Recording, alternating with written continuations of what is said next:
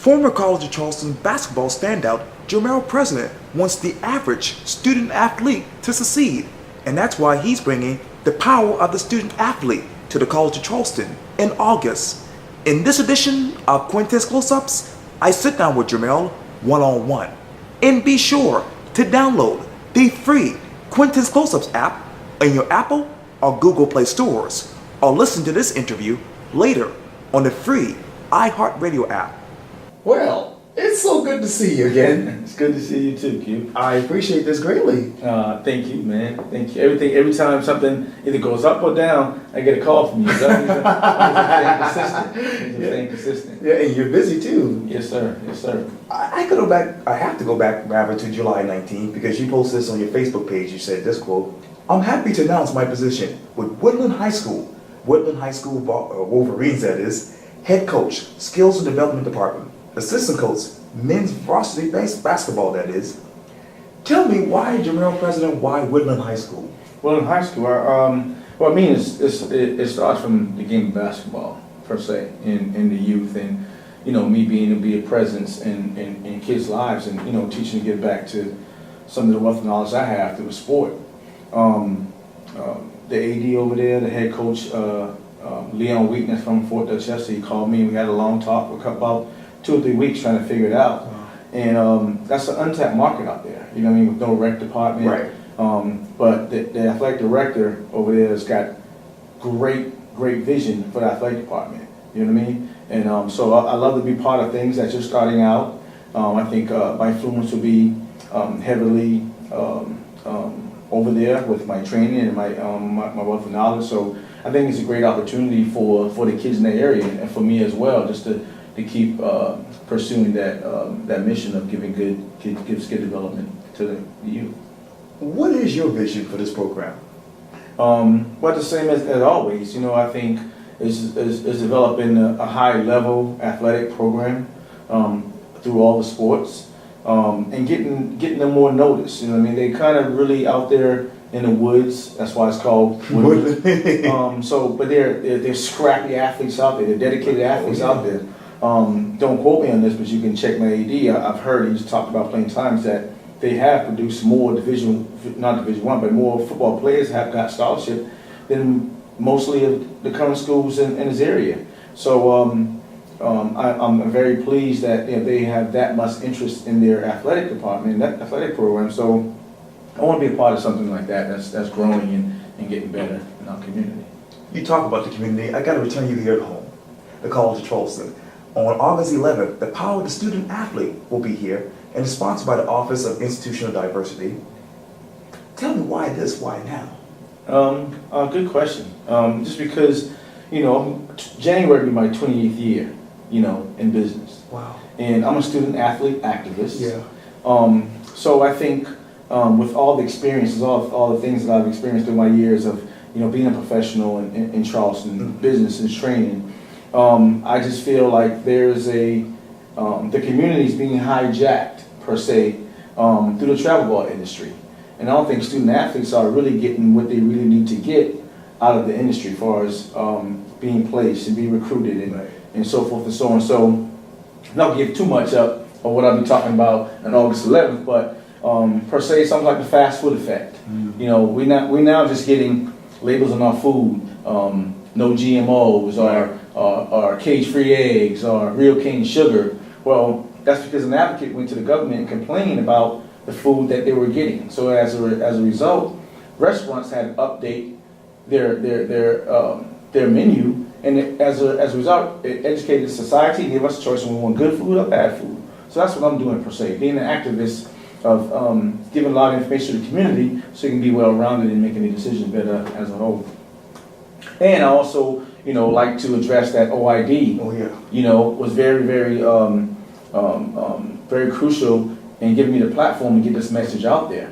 And again, we're all working together because as perception, on the other side of Calhoun Street, College of Charleston may looked at as a white school per se. So we help changing some of that perception of using my influence of making those things happen and help. We got a lot of things we're going on with our student athlete seminars as a whole. So if you look at it, when we talk about diversity, my approach is really 60% of that market, which is Africans, African Americans. But the other percent is white American, Asian American that's involved in that too, because they're the minorities in a diverse population of student athletes. Okay? So my approach is full circle when we're doing this. Let me get back to the power of the student athlete. I know that obviously you're coming up with that August 11th. What is the state of students and athletes right now when you think of it? Again, I just think that, we have so much power. We have so much influence. And we have to understand what our influence and what our power is going into, talking about as a middle school kid, as an elementary school, going into this craft. So my job is to help that mental transition from middle to high, from high to college, from college to professional. Because you think about it, we as athletes, we spend 4 years in high school, we don't work.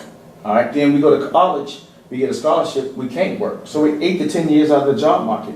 So if we don't get a professional contract, we're pretty much screwed. So how do we maintain that power of our being while we're a student athlete? So College of Charleston says, hey Jermel, go to Dunkin' Donuts and sign autographs. So Dunkin' Donuts give us 10 grand.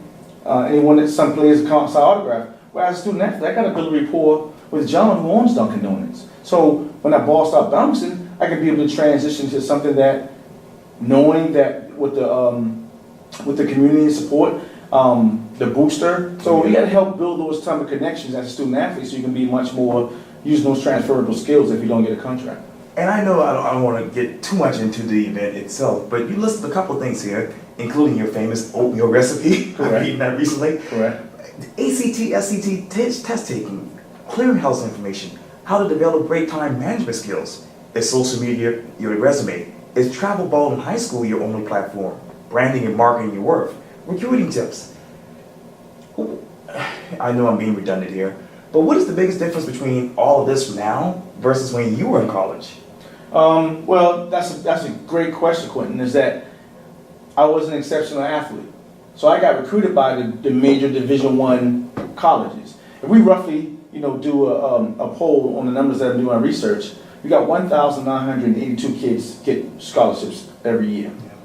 So you figure, these numbers might not be accurate just for the story. 332 for Division I, 320 for Division II, 480 for Division III, 200 for NAIA, and like 580 for junior college. Right. So why 580 and 480 are the major numbers on those platforms of D3 and junior colleges, but we know a lot about D1. It's because the black athletes aren't making the grades, but they're got the talent. In the white America, Asian America, they're making the talent, they're making the grades, but they don't have the talent. Mm-hmm. That's why you see 8 black, 4 whites on the college roster. So to answer your question, and I think I had a support system in Reverend Dallas and Midnight Basketball, okay, that helped me get from point A to point B, from recruiting and traveling. So right now we don't have that. So since day one, I've been trying to, give some of that back to what they gave to me and then embed it into the community. But we didn't have that, the travel ball. See, back then we had one travel ball team. Right. You know what I'm saying? And then we travel, we make it through that. Now, we got like 75 different travel teams. And the key is that, like I said, I wouldn't get too much in the message, that the main concept that parents don't understand is that if my kid played travel ball, then they're guaranteed a scholarship. That's the misconception. Mm-hmm. But college coaches don't come out until July of every year. Mm-hmm. But from January to June, kids are traveling all over the world playing ball, spending money. $30,000 of I call it your return on investment. From 4th grade to 12th grade, you're spending $3,000 to $4,000 a summer traveling. By the time you get to 12th grade, you're gonna spend a lot of money. And the thing is, you're traveling your time between January and June, which is the downtime that nobody's even out looking at kids.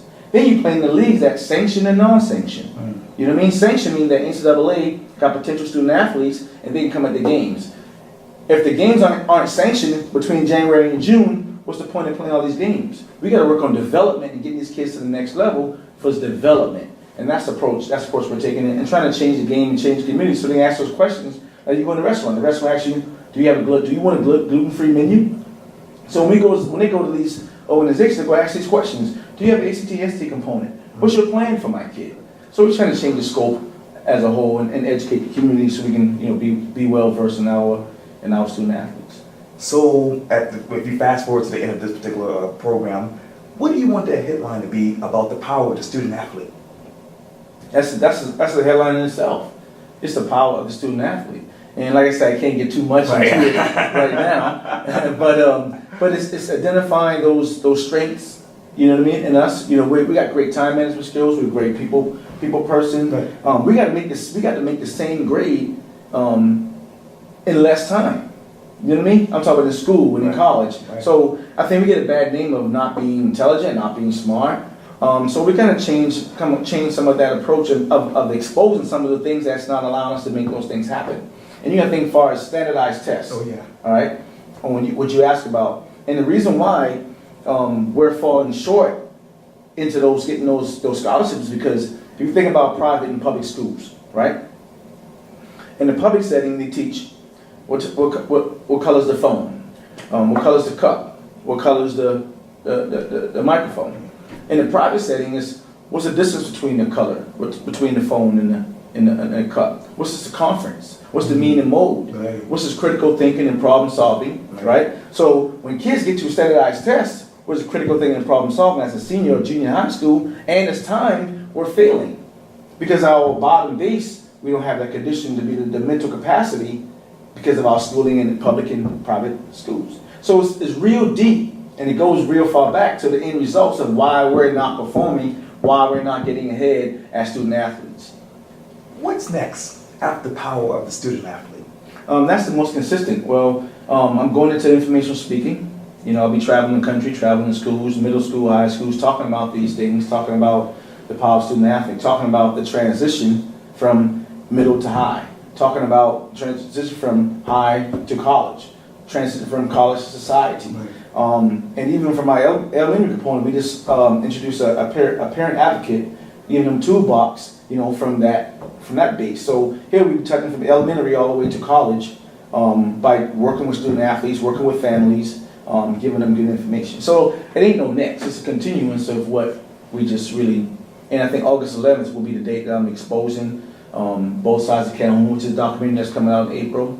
So it's a lot of things that's going on. So what's next is just a continuance.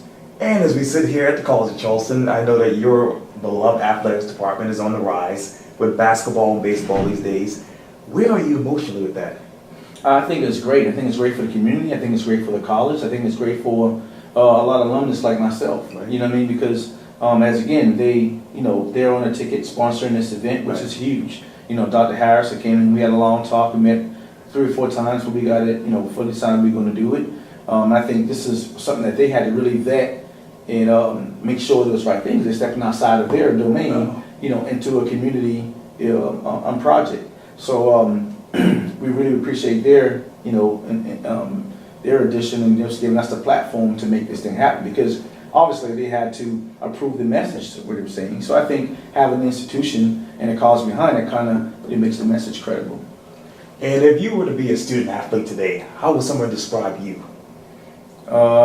Man, that's a good question. Currently I am a former student athlete, so I think I'll be a little biased on that decision just because I have so much wealth of knowledge and so much understanding, of the game.